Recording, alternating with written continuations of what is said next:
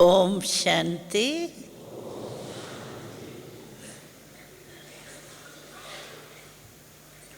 आज तो आप सभी ने अपने मीठे प्यारे बाबा की बहुत ही मीठी मीठी बातें सुनी और ये सब बातें सुनते हुए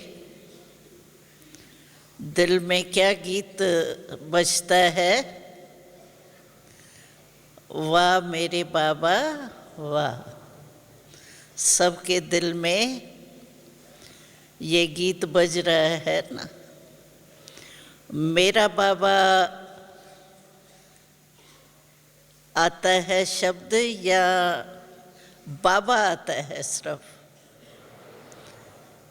क्यों कि जहाँ मेरापन होता है ना, वहाँ याद बहुत सहज और सदा रहती है। अगर आप एक दिन के दिनचर्या को भी देखो तो आप जब भी देखेंगे तो याद तो मन में होती ही है। तो क्या याद होता है? कोई ना कोई मेरा ही याद होता है।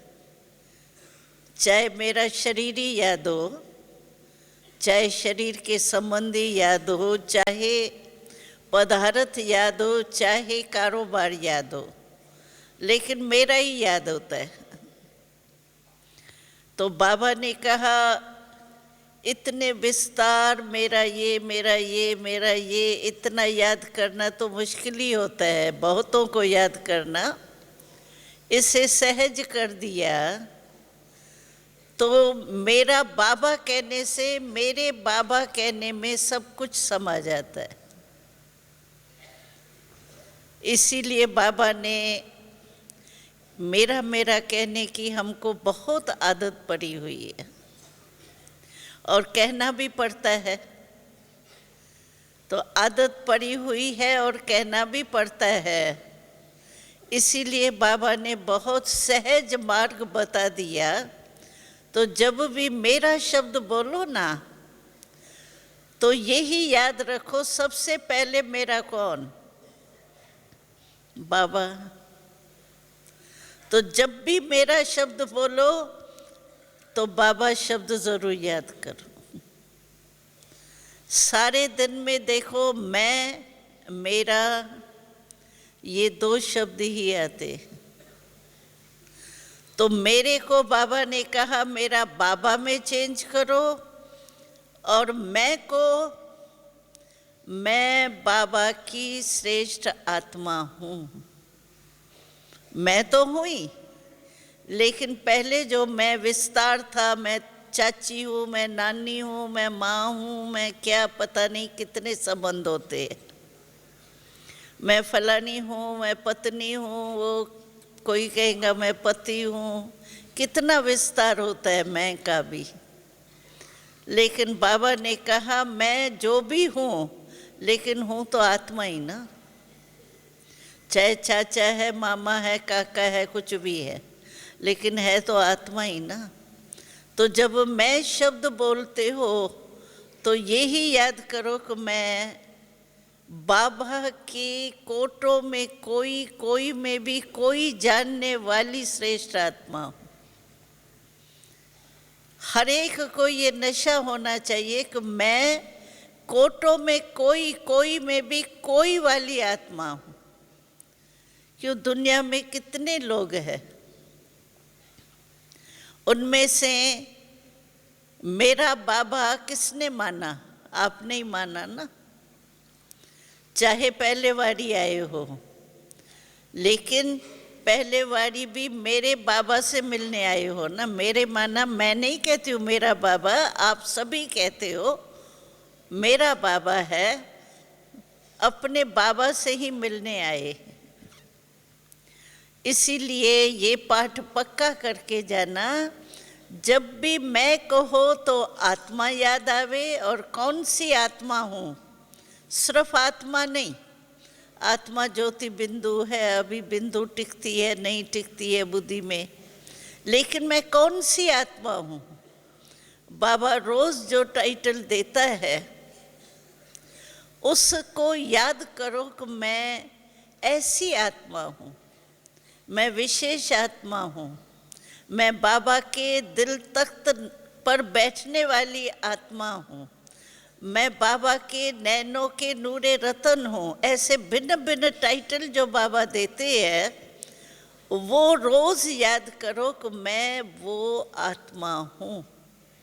और मेरा तो मेरा बाबा, मेरा बाबा में सब समा दो, तो याद करना भी सहज होगा और सदा भी होगा और नेचुरल होगा, क्योंकि मेरा तो भूलना ही मुश्किल होता है। अभी देखो योग में बैठते हैं बस आधा घंटा है ना, बस मैं तो आत्म अभिमानी हो के बाबा के याद में बैठ जाऊंगा।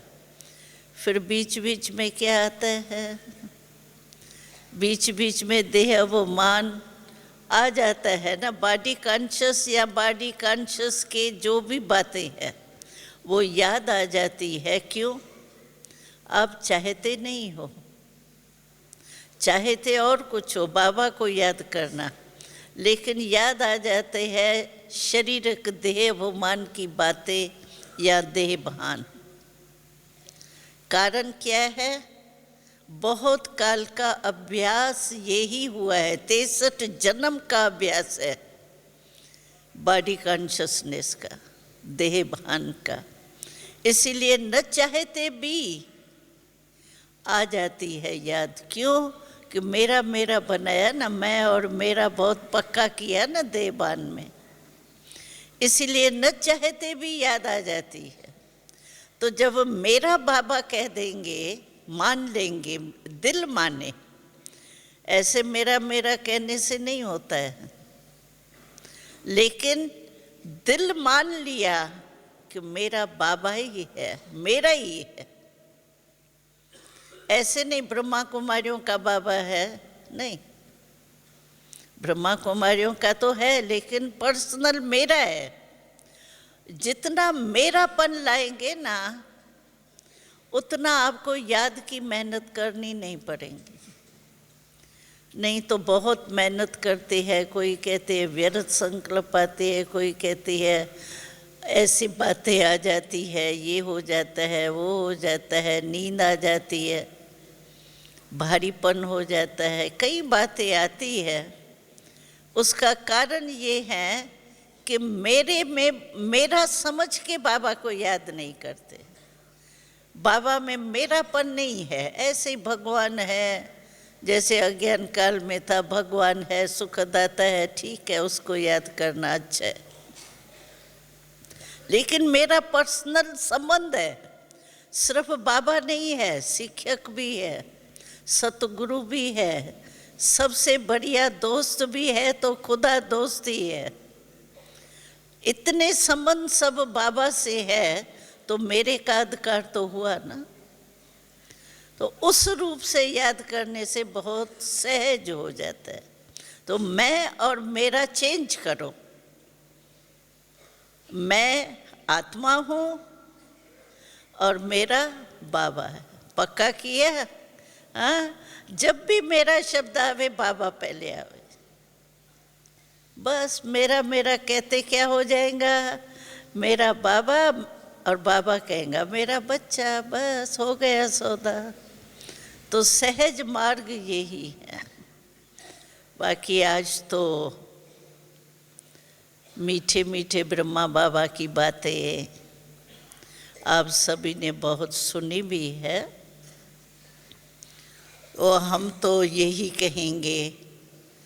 तो मेरा अनुभव जो है वो तो विशेष यही है कि हमको यही याद नहीं आता है कि हमने जन्म कोई लौकिक पिता से लिया है, ये ज्ञान तो है, लेकिन लौकिक लाइफ ही सारी जैसे हमारी ब्रह्मा बाबा द्वारा, शिव बाबा के द्वारा ही हुई। क्योंकि 9 वर्ष की आयु में ही हम बाबा के पास अपने भाग्य के अनुसार पहुंच गए थे और 9 वर्ष की आयु से लेके अभी 67 वर्ष हो गए। तो आप सोचिए, इतनी जीवन तो हम सभी ने बाबा के साथ ही गुजारी और हमें वो बचपन के दिन इतने प्यारे और याद आते हैं। मैं तो एक ही शब्द कहूँ वो भी कम है। मैं समझती हूँ लक्ष्मी नारायण के बच्चे व बच्ची को भी ऐसी पालना नहीं मिलेंगी जो ब्रह्मा बाबा ने हम बच्चों को दी। आजकल के राजाओं की तो बात ही छोड़ो, वो तो आजकल दासियां ही पालती है, लेकिन हमारी जीवन बाबा ने ऐसी बनाई जो स्वयं बाबा के जो कहते हैं ना हम कि संसारी ही बाबा है।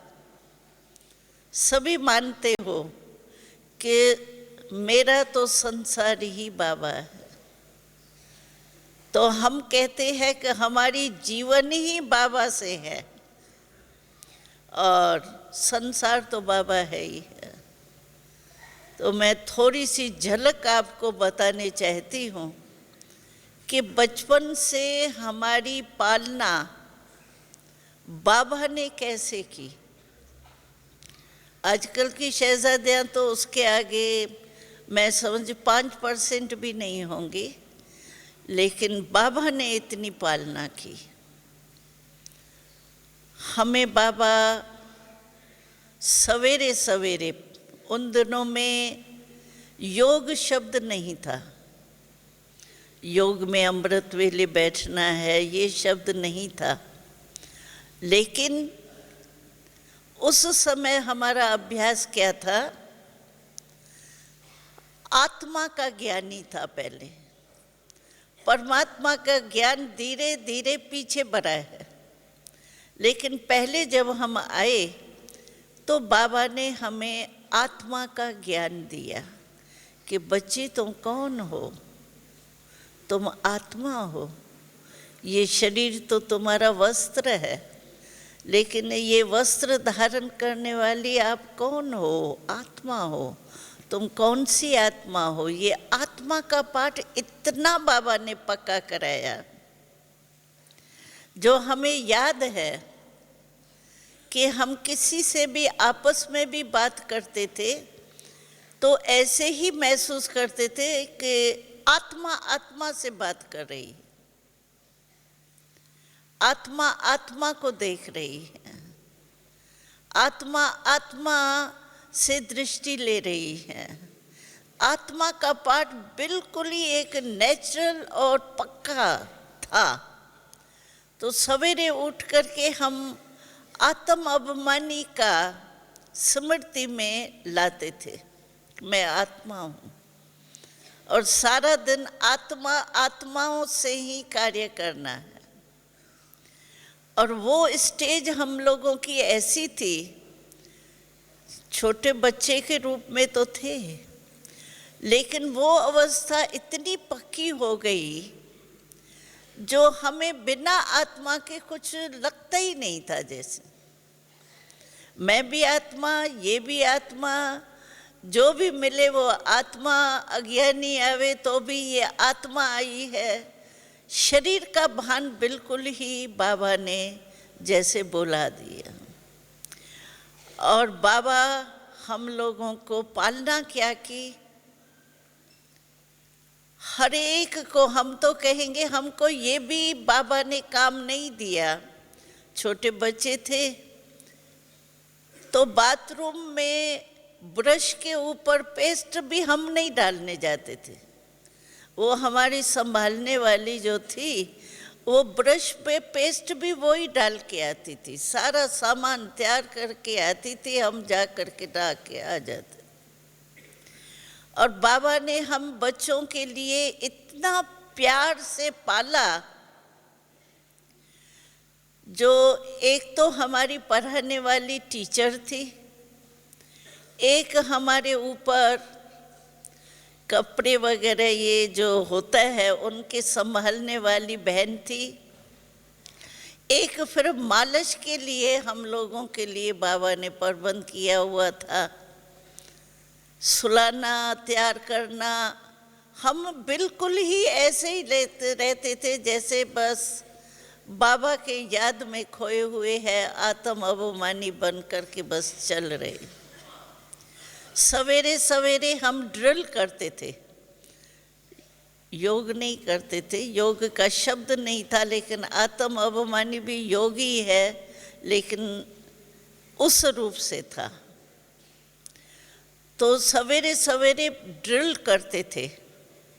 हमारी ड्रिल टीचर जो थी हमारी चंद्रमणि दादी थी, जो अभी शरीर छोड़ दिया, लेकिन लाइन में सीटी बजाते थे और हम सब लाइन में आके खड़े हो जाते थे। जब सवेरे सवेरे हम ड्रिल करने के लिए आते थे तो बाबा और मम्मा,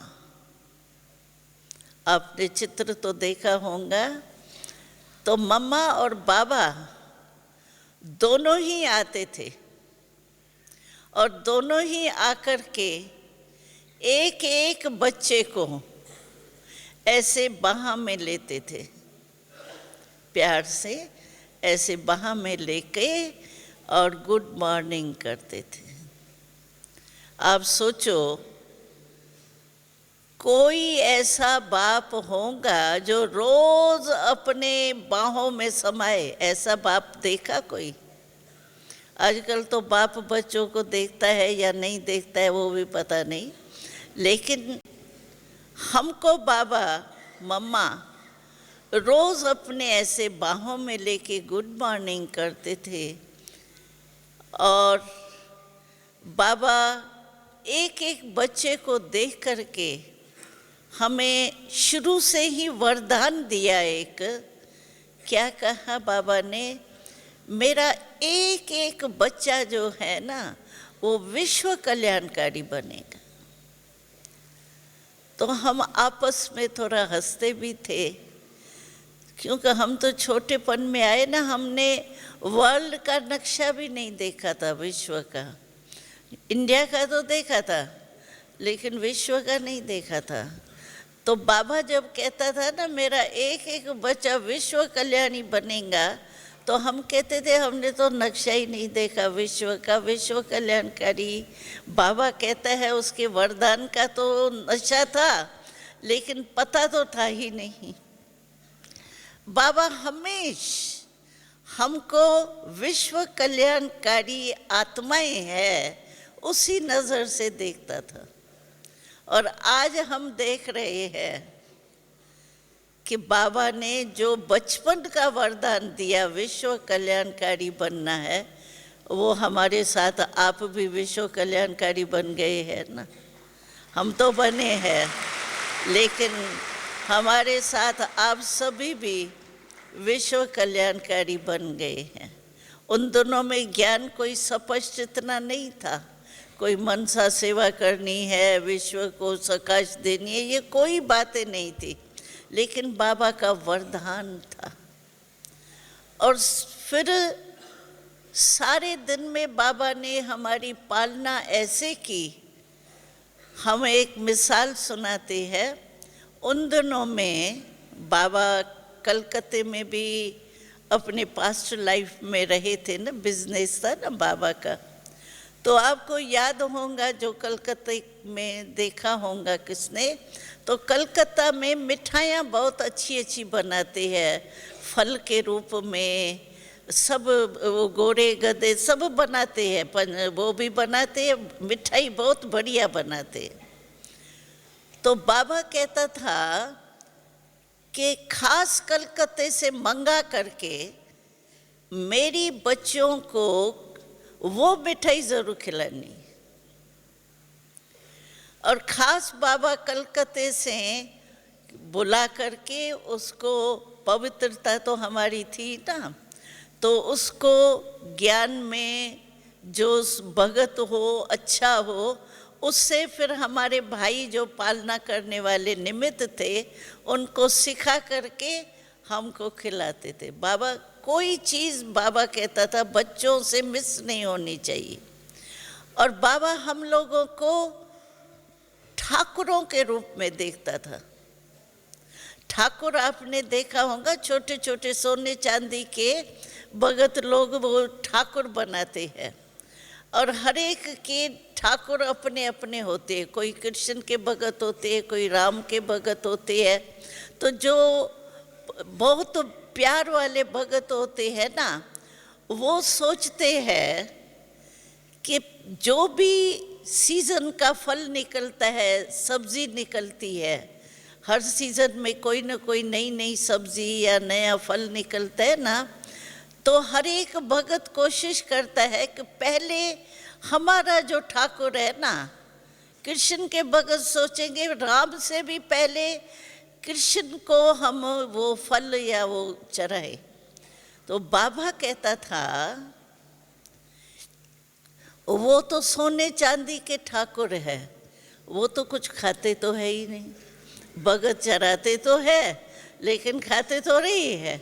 खाते तो फिर भी जो सेवा करते हैं वही खाते हैं। लेकिन मेरे ठाकुर जो है वो तो चेतन है, वो तो खाने वाले हैं। तो बाबा जो भी सीजन का पहला फल निकलता था, वो बाबा खुद हम लोगों की पढ़ाई होती थी, यानी तैयार हो करके नाश्ता करके, हमारा स्कूल के माफिक जैसे सिस्टम है ना, बेंच होते हैं, टीचर होती है, कापियाँ पेंसिल होती है, ऐसे ही पढ़ाई बाबा ने हमारे को कराई। लेकिन ज्ञान के पाठ बाबा बनाते थे, छोटे छोटे लेसन्स, और उसी पर ही हम लिखना पढ़ना वगैरह जो भी है वो उस पर ही करते थे। बाबा पाठ बनाते थे और हम उस पर सीखते थे। तो बाबा क्या करता था, कहता था मेरे चेतन ठाकुर, बाबा खुद रिसेस के टाइम अपने हाथ से वो फल काटता था, फल काट करके, और रिसेस के टाइम हर एक बच्चे को ऐसे बाह में लेके अपने मुख, हाथ से मुख में खिलाते थे। मेरे ठाकुर तो मुख से खाएंगे, ऐसे बाबा ने हम लोगों की पालना की। अब सोचो, ऐसी पालना आपको मिल सकती है दूसरे द्वारा? बाबा द्वारा तो मिलेंगी लेकिन और द्वारा नहीं मिल सकती है। फिर रात्रि के टाइम हम लोग जब सोते थे, हम 80 के करीब थे बच्चे, तो रात्रि को एक ही बड़ा हॉल होता था। हैदराबाद की पहली बात है, तो हैदराबाद सिंध में हॉल होता था, बहुत बड़ा हॉल बाबा ने बनाया। वहाँ सबकी खटियाँ ऐसे पड़ी हुई होती थी, और बाबा को बहुत बच्चों से प्यार होता था ना, तो मच्छर नहीं लगे, कोई की नींद नहीं खराब होवे, इसके लिए वो मच्छरदानी होती है ना, वो एक एक खटिया पर लगी हुई होती थी। और रात्रि को हमको जो अपने संभालने वाली होती थी, वो बहन, माता या बहन जो भी होती थी, वो तैयार करेंगी, पहले तैयार करके वो ऊपर खटिया पर अंदर बिठाएंगी।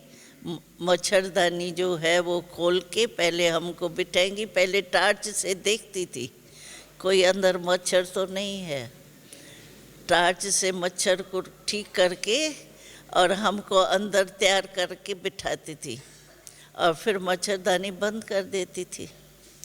तो ऐसे लगता था, आप सोचो, सीन को लाओ, ऐसे लाइन में खटिया है और मच्छरदानियाँ लगी हुई हैं, उसके अंदर हमको बिठाया, तो मच्छरदानी के अंदर बैठे हुए ऐसे लगता था जैसे मंदिर में एक मूर्तियाँ बैठ गई हैं,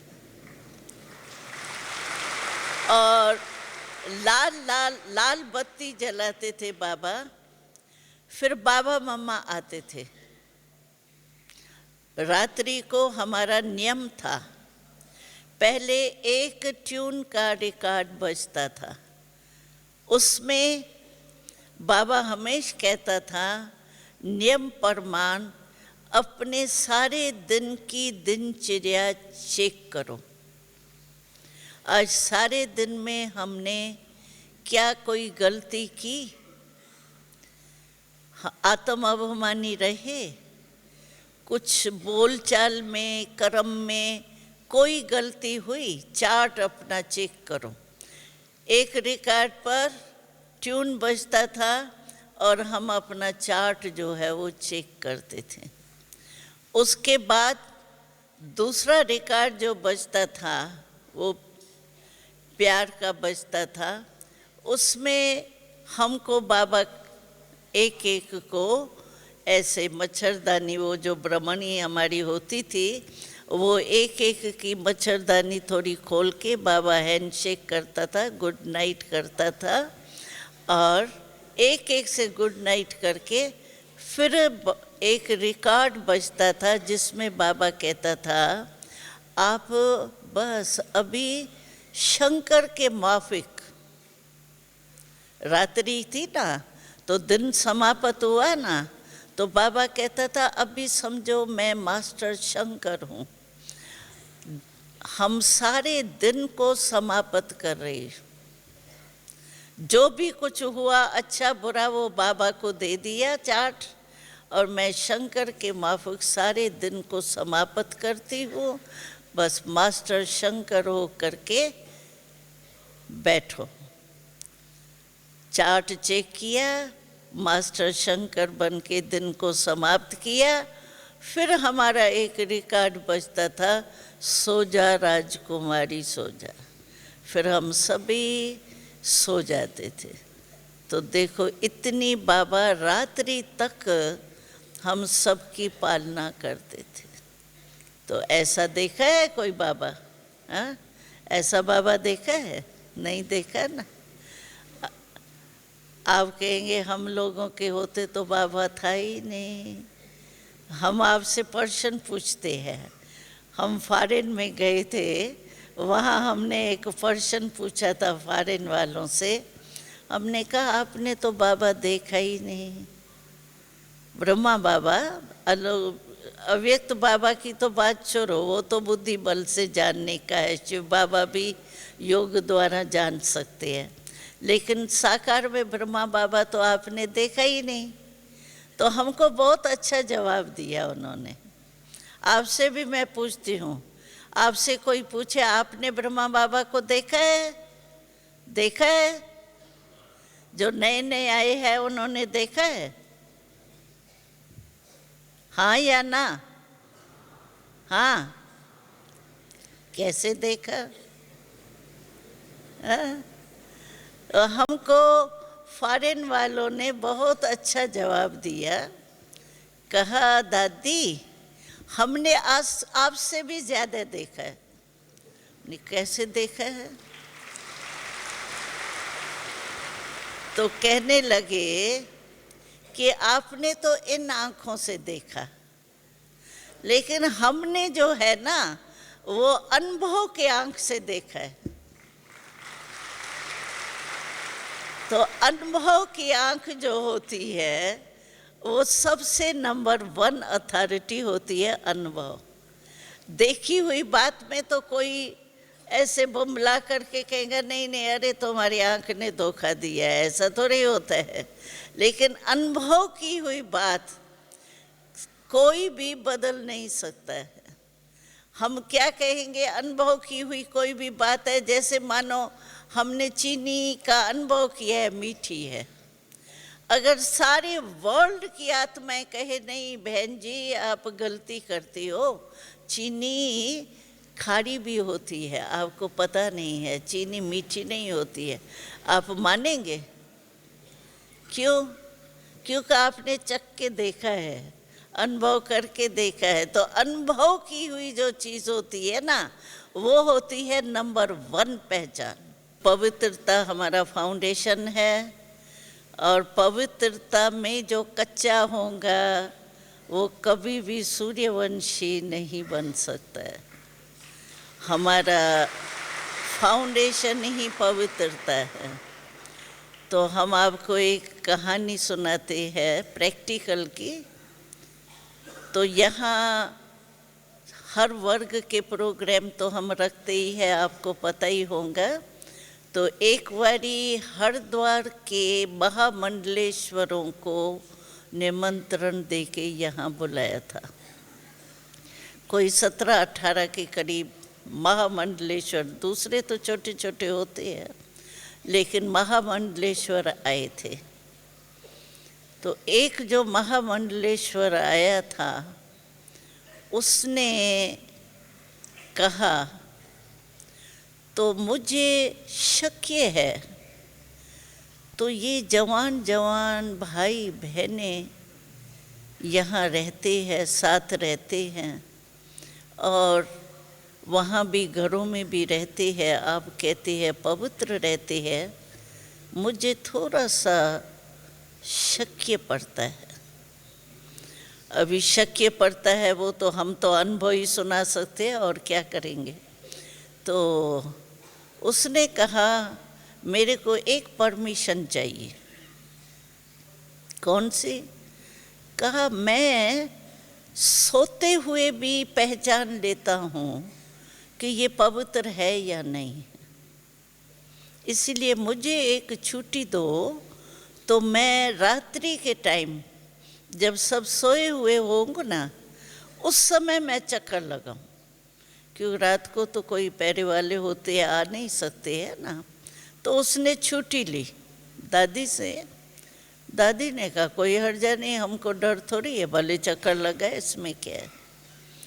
तो उसको छुट्टी दी गई, तो भले चक्कर लगाए। तो वो आया और सब सोए हुए थे, उन लोगों को तो पता ही नहीं है कि कोई आना है या देखने के लिए। वो तो अपने नींद में बाबा के साथ सोए हुए थे, लेकिन उसने चक्कर लगाया, चक्कर लगा के चला गया। फिर सवेरे जाने वाले थे सभी, छुट्टी लेनी थी, तो दादी से मिलने आए।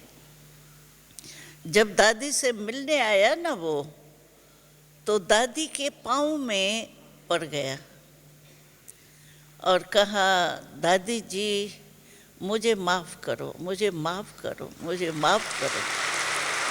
तो दादी ने कहा हम तो यहाँ पाँव में पड़ने के हम तो बरखिलाफ है इसके, तो पाँव में क्यों पड़ते हो, ऊपर बैठो बात करो।